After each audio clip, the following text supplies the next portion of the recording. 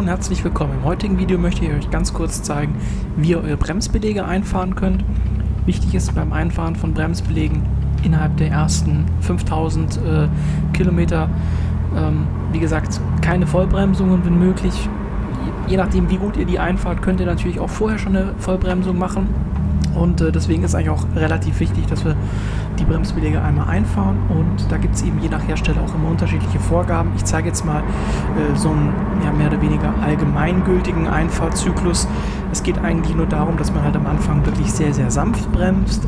Am Anfang meine ich sozusagen die ersten 1000 bis 2000 Meter, und wenn dann diese ersten leichten Bremsungen sozusagen vorbei sind, das macht man auch einfach, um sicherzustellen, dass die Bremse richtig verbaut ist und dass nichts schief ging, dass alles passt. Und wenn das dann vorbei ist, dann geht es eben darum, den Pedaldruck langsam zu erhöhen.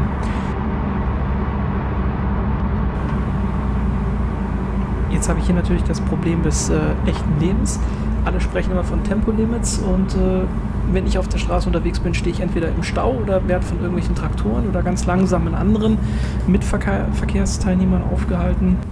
Jetzt muss ich hier gucken, dass ich irgendwie an diesen Leuten vorbeikomme oder eine Abbiegung nehmen kann, denn so kann man natürlich seine Bremsen nicht einfahren, wenn die hier mit 30 auf der Landstraße rumdümpeln oder teilweise stehen. Das heißt, wir gucken jetzt, dass da vorne kommt eine Ausfahrt, und die nehmen wir dann auch und suchen uns eine andere Strecke.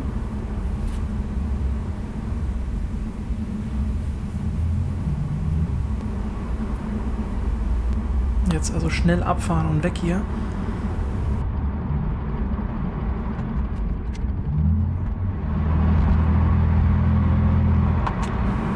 Mit fortschreitender Entfernung erhöhe ich jetzt immer wieder die Intervalle der Bremsungen, bin aber immer noch im Bereich des ganz leichten Pedaldrucks, um einfach nur ganz sanft Temperatur aufzubauen.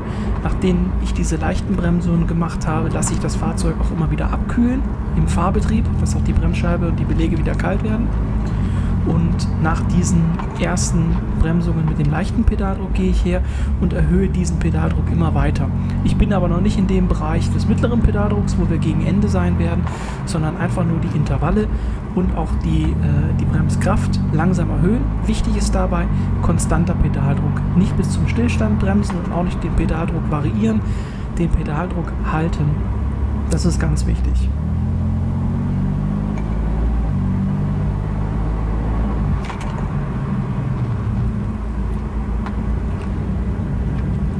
Nach diesen Phasen, wo ich sozusagen intervallmäßig immer weiter mehr Bremskraft aufgewendet habe, natürlich konstant, aber eben langsam sukzessive gesteigert und auch die Intervalle verkürzt habe.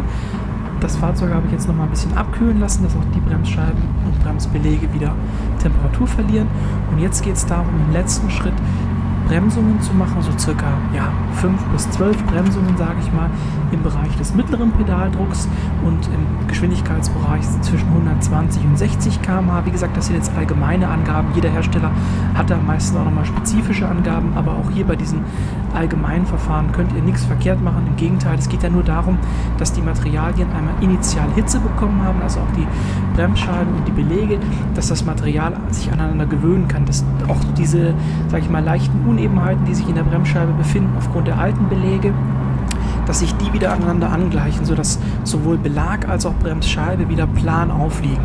Und dafür ist es eben wichtig, diese Bremsmanöver zu machen, und jetzt eben im Endzyklus des Einfahrens der Bremse mit mittlerem Pedaldruck. Und da könnt ihr auch ruhig hintereinander weg einige von diesen Bremsmanövern machen, also beschleunigen, so bis 120, dann wieder runterbremsen auf 70 oder 60, wieder beschleunigen, wieder runterbremsen, wieder beschleunigen, wieder runterbremsen. Und wenn ihr das dann so, wie gesagt, 5 bis 12 Mal gemacht habt, dann habt ihr auch Temperatur, sowohl in der Bremsscheibe als auch in dem Bremsbelag, und dann lasst ihr das Fahrzeug wieder abkühlen, und dann könnt ihr das, wenn ihr wollt, nochmal wiederholen, aber normalerweise reicht das dann schon, um die Bremse einmal bzw. angefahren zu haben. Der Rest ergibt sich dann sozusagen im normalen Fahrbetrieb, und das war dann auch schon der ganze Zauber in Bezug auf das Einfahren der Bremse. Ich hoffe, das war hilfreich, und wir sehen uns. Bis zum nächsten Mal. Ciao!